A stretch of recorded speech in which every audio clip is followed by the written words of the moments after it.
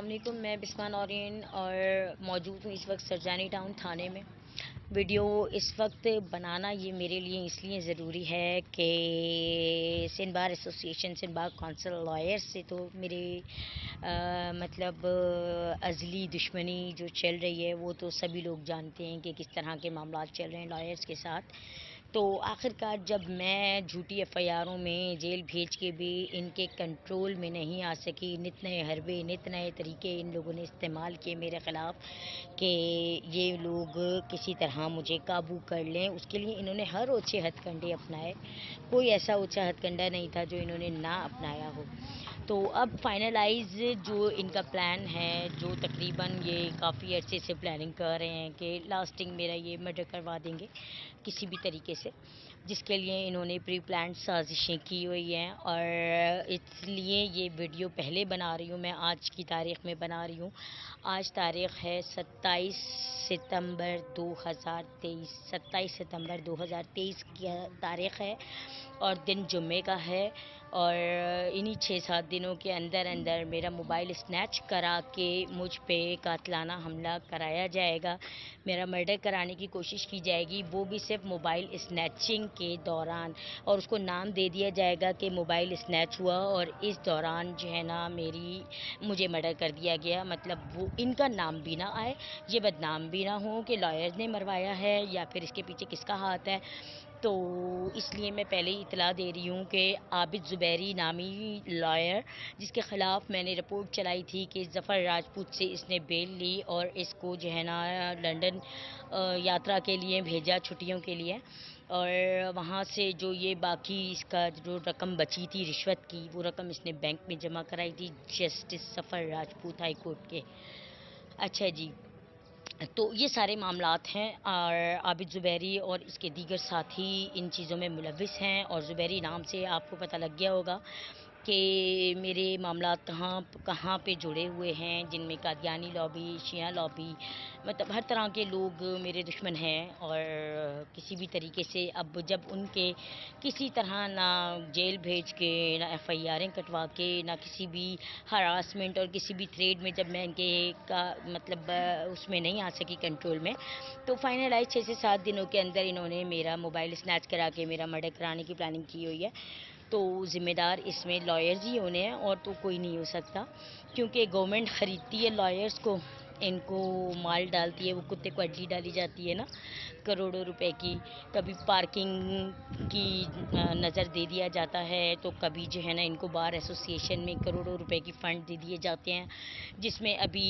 Bar council کے، بار ایسوسی ایشن کے صدر یا جو بھی ہے ان کا،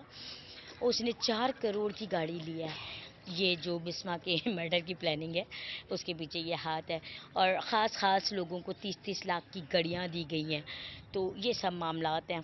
اب یہ سب ان کو جو ذرا نوازیاں، جو نوازشیں ان کے اوپر ہوتی ہیں، اس کے سارا پیچھے یہی پلان ہوتا ہے کہ بسمہ نورین کو راستے سے کس طرح ہٹانا ہے۔ تو بسمہ نورین کو راستے سے ہٹانے کے لیے انہوں نے کروڑوں روپے گورنمنٹ سے لیے ہیں، اور اب یہ پلانڈ چھوٹا سا معمولی سی بات ہوگی، ایک موبائل اسنیچ ہوگا اور موبائل اسنیچرز نے مار دیا موبائل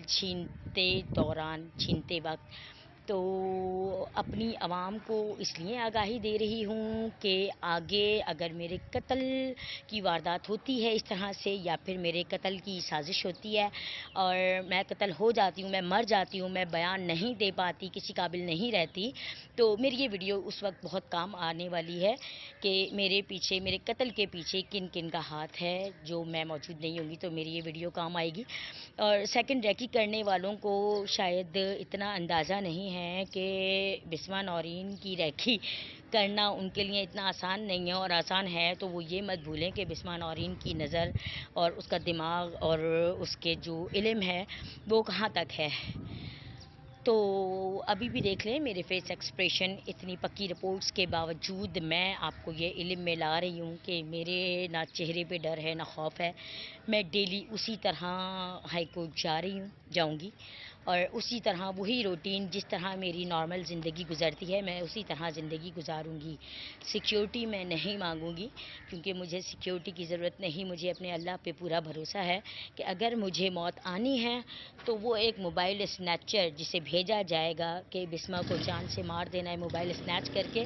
تو میں اس طرح بھی موت کے گھاٹ آ جاؤں گی، یا پھر میرا موبائل مطلب روڈ پہ ایکسیڈنٹ کرا کے مجھے مارا جا سکتا ہے،